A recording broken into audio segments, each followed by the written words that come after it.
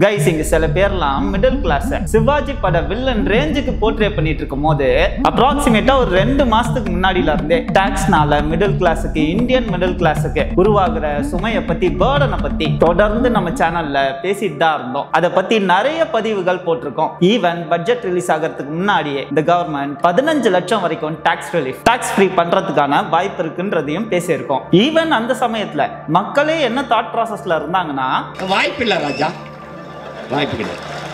ஏன் அந்த வீடியோவோட கமெண்ட் செக்ஷனை எடுத்து பார்த்தீங்கன்னா உங்களுக்கே தெரியும் மக்கள் அந்த சமயத்துல என்ன மனநிலையில இருந்தாங்கன்னு, எந்த அளவுக்கு நம்பிக்கையை இழந்திருந்தாங்கன்னு. ஆனா இப்ப பட்ஜெட்ல 12 லட்சம் வரைக்கும் டாக்ஸ் ஃப்ரீ அறிவிச்சிருக்காங்க நம்மளோட finance minister. I am now happy to announce that there will be no income tax payable up to income of 12 lakh rupees. இதுல இருந்து என்ன தெரியுதுன்னா criticism is very important guys. இங்க யூடியூபர்ஸை கிரிட்டிசைஸ் பண்ணாலே அவனோட கன்னிஸ்லாம் வந்து கீழே கதறிட்டு இருக்காங்க. ஆனா நம்ம பிரைம் மினிஸ்டர் கிரிட்டிசைஸ் பண்றோம், ஃபினான்ஷியல் மினிஸ்டர் கிரிட்டிசைஸ் பண்றோம், சிஎம் கிரிட்டிசைஸ் பண்றோம். நான் கிரிட்டிசைஸ் பண்றேன், என்னாலதான் இந்த டாக்ஸ் ரிலீஃப் கிடைச்சதுன்னு நான் சொல்ல வரல.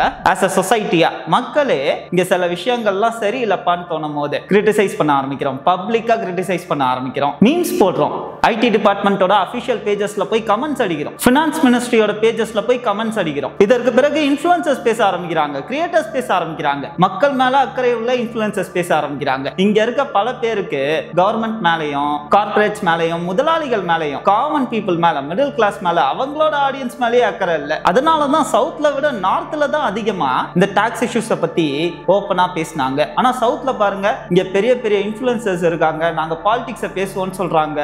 ஆனா மக்களுக்கு ஒரு பிரச்சனைனா வாயே திறக்கிறது இல்ல, அப்படியே சைலண்டா ஓரம் கட்டிடுறது. இவனுங்களாம் மிடில் கிளாஸா இருந்தா தானே உண்மையிலேயே ஒரு மிடில் கிளாஸோட பிரச்சனையே புரியும். எல்லாம் ஃபேக் மிடில் கிளாஸ்ன்ற பேரை சொல்லி சுத்திட்டு இருக்கானுங்க. சரி ஓவரா அடிச்சிட்டு இருக்கோம்னு நினைக்கிறேன், ஆஃப் த டாபிக் ஓவரா போயிட்டு இருக்குன்னு நினைக்கிறேன். கண்டென்ட்குள்ள வரும் ஒன்னும் இல்ல கைஸ், லைட்டா குமுறல்கள் மனக்குமுறல்கள் ஆஸ் இன்ஃப்ளூயன்சரா, அவ்வளவுதான், பெருசா எடுத்துக்காதீங்க. சோ கைஸ் மக்கள் சோஷியல் மீடியால பேசி கவர்மெண்ட் அந்த பிரச்சனைக்கு ரெஸ்பாண்ட் பண்ணது ரொம்ப நல்ல விஷயம், ரொம்ப பெரிய விஷயம். இதனாலதான் கிரிட்டிசிசம் நல்லதுன்னு சொல்றேன். ஏன்னா தட்டினாதானே கதவே திறக்கும். நீங்க முதல்ல ஏதாவது கேட்டாதானே உங்களுக்கு ஏதாவது கிடைக்கும். நாங்க ரொம்ப பாசிட்டிவான ஆளு இல்ல, சுத்தி நடக்கிற எந்த நெகட்டிவிட்டியும் கண்டுக்காம இருப்போம் அப்படின்னு நினைச்சிட்டு இருந்தீங்கன்னா இங்க எதுவுமே மாறாது. உங்களுக்கு ஒரு விஷயம் மாறணும்னா அதை பத்தி பேசிதான் ஆகணும், அதை பத்தி கேட்டுதான் ஆகணும். சோ நான் ஏற்கனவே சொன்ன மாதிரி இப்போ பினான்ஸ் மினிஸ்டர் அறிவிச்ச டாக்ஸ் ரிலீஃப் நமக்கு மிடில் கிளாஸுக்கு ரொம்ப நல்ல விஷயம் தான். ஏன்னா அவங்க எக்ஸ் வலைதளத்துல ரிலீஸ் பண்ண அபிஷியல் டாக்குமெண்ட்லயே என்ன சொல்றாங்கன்னா அப்ராக்சிமேட்டா 1 லட்சம் கோடி வரைக்கும் இங்க இருக்க டாக்ஸ் பேயர்ஸ்க்கு ஓவராலா டாக்ஸ் ரிலீஃப் கிடைக்கும் இந்த பட்ஜெட் மூலமான்னு சொல்லியிருக்காங்க. which means இந்த 1 லட்சம் கோடி வேற யாருக்கும் போறது இல்ல, மிடில் கிளாஸோட இன்கம் டாக்ஸ்ல தான் சேவ் ஆக போகுது. அதை அவங்க செலவு தான் பண்ண போறாங்க, which again increases the consumption. Savings அதிகமா பண்ண போறாங்க, இன்வெஸ்ட்மெண்ட்ஸ் பண்ண போறாங்க, லோன்ஸை கம்மி பண்ண போறாங்க, which is really good for the society. But over நைட்டே எல்லாம் மாறிடுமானா மாறிடாது, அண்ட் எல்லா பிரச்சனையும் தீந்துருமானா தீந்துராது. பட் இதுக்கு முன்னாடி இருந்த டாக்ஸ் லயபிலிட்டிக்கு, ஒரு சிட்டிசன் மேல உள்ள டாக்ஸ் லயபிலிட்டிக்கு இது பரவாயில்ல.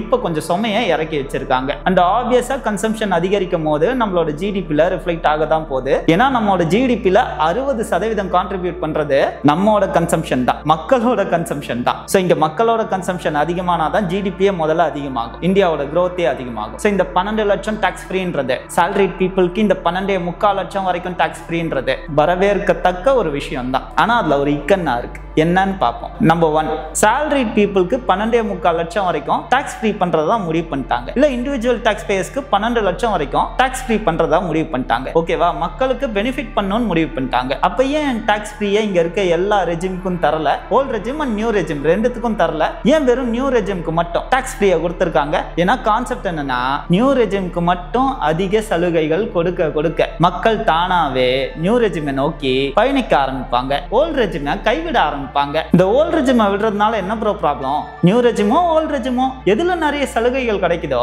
அதுல ஐடிஆர் ஃபைல் பண்ணிட்டு போறோம். ஓல்ட் ரெஜிம் நம்ம ஃபைல் பண்ணாததுனால என்ன பிரச்சனைன்னு கேட்டீங்கன்னா, ஓல்ட் ரெஜிம்ல தான் இங்க எக்ஸம்ஷன்ஸ் இருக்கு, டிடெக்ஷன்ஸ் இருக்கு.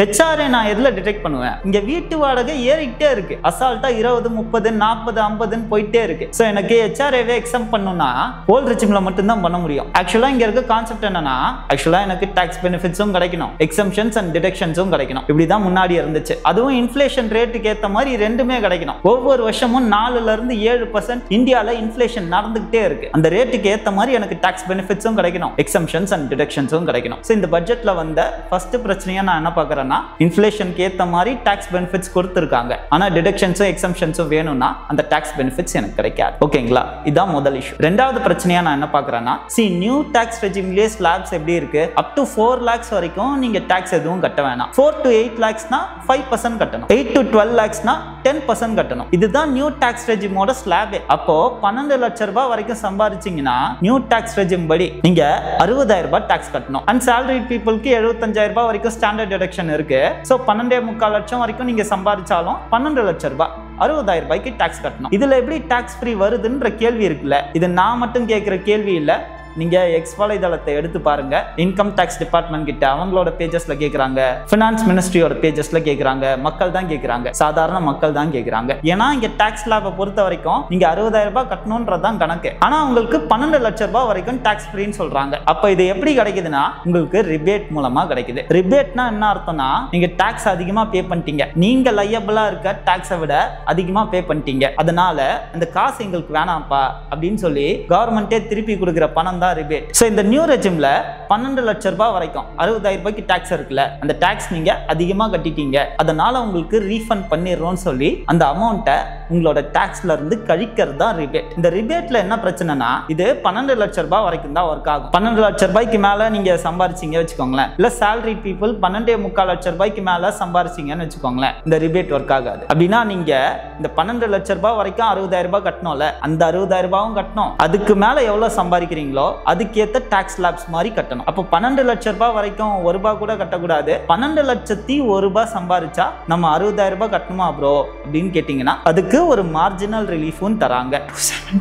up to 75,000 வரைக்கும் மார்ஜினல் ரிலீஃப் தரதா சொல்றாங்க. மார்ஜினல் ரிலீஃப்னா என்ன கான்செப்ட்னா, நீங்க இப்போ 12 லட்சத்தி 10,000 ரூபாய் சம்பாதிக்கிறீங்கன்னு வச்சுக்கோங்க, அந்த எக்ஸ்ட்ரா 10,000க்கு மட்டும் டாக்ஸ் கட்டினா போதும், அது மட்டும் தான் கணக்குல வரும். இதுதான் மார்ஜினல் ரிலீஃப். பட் இந்த மார்ஜினல் ரிலீஃப்க்கும் ஒரு லிமிட் இருக்கு. அப் டு 12,75,000 ரூபாய் வரைக்கும் இந்த மார்ஜினல் ரிலீஃப் கிடைக்கும்னு சொல்றாங்க. And I am not sure about salaried people. இந்த மார்ஜினல் ரிலீஃப் salaried peopleக்கு எவ்வளவு லிமிட் வரைக்கும் ஒர்க் ஆகும்னு எனக்கு சரியா தெரியல. ஏன்னா salaried peopleக்கு ஆல்ரெடி 12,75,000 ரூபாய் வரைக்கும் டாக்ஸ் ஃப்ரீ கிடைக்குது. ஸோ எக்ஸ்ட்ரா ஒரு 75,000 ரூபாய் போட்டீங்கன்னா 13.5 லட்சம் வரைக்கும் அவங்களுக்கு பெனிஃபிட்ஸ் கிடைக்குமா, இந்த ரிபேட் மூலமா பெனிஃபிட்ஸ் கிடைக்குமான்னு என்னால ஷுவரா சொல்ல முடியல. ஏன்னா பில் இன்னும் பாஸ் பண்ணல, அதனால இன்னும் கிளியர் டீடைல்ஸ் கிடைக்கல. சோ இந்த ரிபேட்ல இருக்க क्वेश्चन என்னன்னா, 12 லட்சம் ரூபாய் சம்பாதிக்கிறவங்க வரைக்கும் 60,000 ரூபாய் கொடுக்கறதா டிசைட் பண்ணிட்டீங்க. அப்ப ஏன் அதை டாக்ஸ் ஸ்லாப்ஸ்ல ரிஃப்ளெக்ட் பண்ணல, அதை ஏன் ரிபேட்ல வச்சிருக்கீங்க?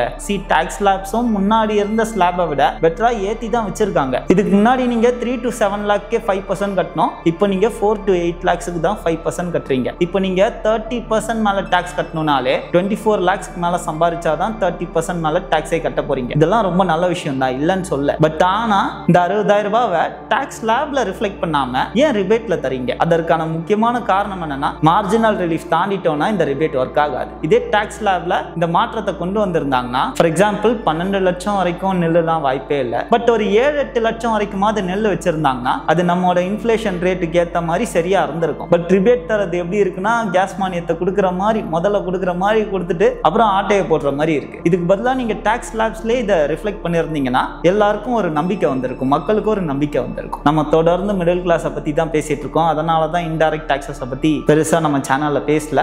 இன்டைரக்ட் டாக்ஸ், பெட்ரோல் விலை, அதெல்லாம் ஒரு தனி செக்மெண்ட், அதை நம்ம வேற ஒரு வீடியோவில் பார்ப்போம். இந்த வீடியோவோட முக்கியமான டேக் அவே என்னன்னா, என்னை பொறுத்த வரைக்கும் இந்த பட்ஜெட்ல கொண்டு வந்த சேஞ்சஸ்லாம் நிஜமாவே ஒரு நல்ல விஷயம் தான். என்ன கூடவே கொஞ்சம் எக்ஸ்ட்ரா 2 விஷயம் மட்டும் பண்ணிருக்கலாம். டாக்ஸ் ஸ்லாப்ஸை இன்னும் பெட்டரா உயர்த்தி இருக்கலாம், அண்ட் எக்ஸம்ஷன்ஸ் அண்ட் டிடக்ஷன்ஸ் சேர்த்து கொடுத்துருக்கலாம். ஃபியூச்சர்ல இதெல்லாம் பண்ணுவாங்களான்னு தெரியல, பட் இப்பவே இதெல்லாம் பேச ஆரம்பிச்சாதான் ஒரு 7-8 வருஷம் கழிச்சாவது ஏதாவது ஒரு குட்டி சேஞ்சஸ் ஆகுது நடக்கும். ஸோ கூடிய சீக்கிரமே உங்களை வேற ஒரு வீடியோல வந்து சந்திக்கிறேன். Bye guys.